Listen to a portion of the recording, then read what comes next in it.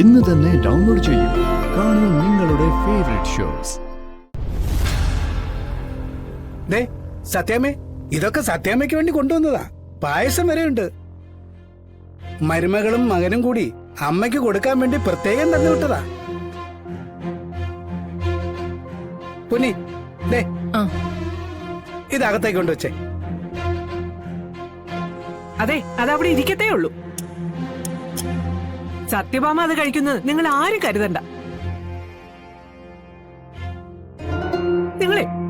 നിങ്ങളൊരു മനുഷ്യനാണോ? നിങ്ങൾക്ക് വേണ്ടിയല്ലേ ഞാനിവിടെ ജീവിക്കുന്നത്? ഞാൻ പറഞ്ഞിട്ട് പോലും നിങ്ങളത് കേൾക്കുന്നില്ല. പിന്നെ ആര് പറഞ്ഞാലാ നിങ്ങൾ കേൾക്കുന്നത്? സത്യമേ, സംഭവിക്കാനുള്ളതൊക്കെ സംഭവിച്ചു.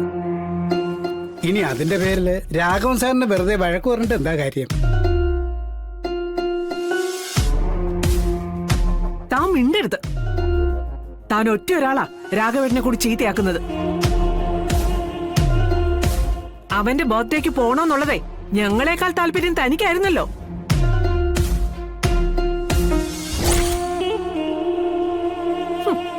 ഒണിഞ്ഞൊരുങ്ങി വന്നിരിക്കുന്നു.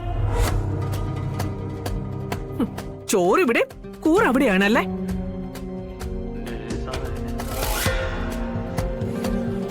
ശാലിനി ഉണ്ടാക്കിയ കറികളുടെ മേന്മയും പറഞ്ഞുകൊണ്ട് വന്നിരിക്കുക.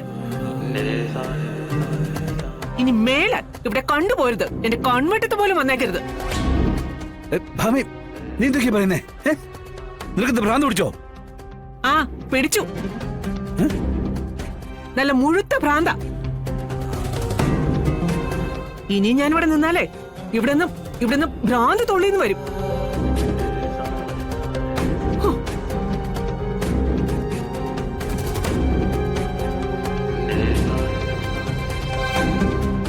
എടോ, അവിടെ അങ്ങനെയൊക്കെ പറയും. താനത് കാര്യാക്കണ്ട.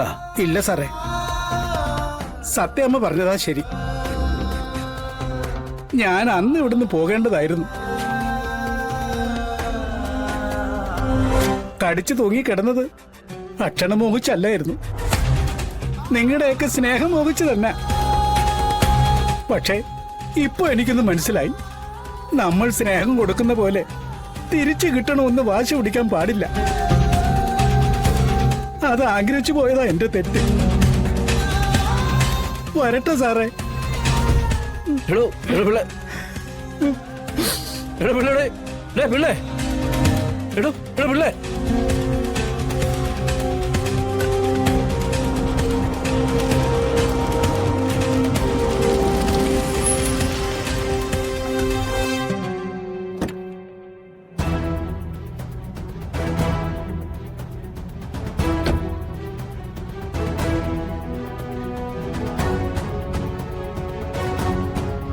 എവിടെ നൂർജഹാൻ? വിളിക്കവളെ. തന്റെ നാവർങ്ങിപ്പോയോ? എടോ, തന്നോടാ ചോദിച്ചേ നൂർജഹാൻ എവിടെയെന്ന്. അവളെങ്ങനെ ഇവിടെ ഉണ്ടാവുന്നത്? അവളെ തിരക്കണമെങ്കിൽ അവളുടെ വീട്ടിൽ പോയി തിരക്കണം. ഇത് തന്നെയാ സുബൈദി ആദ്യം പറഞ്ഞത്.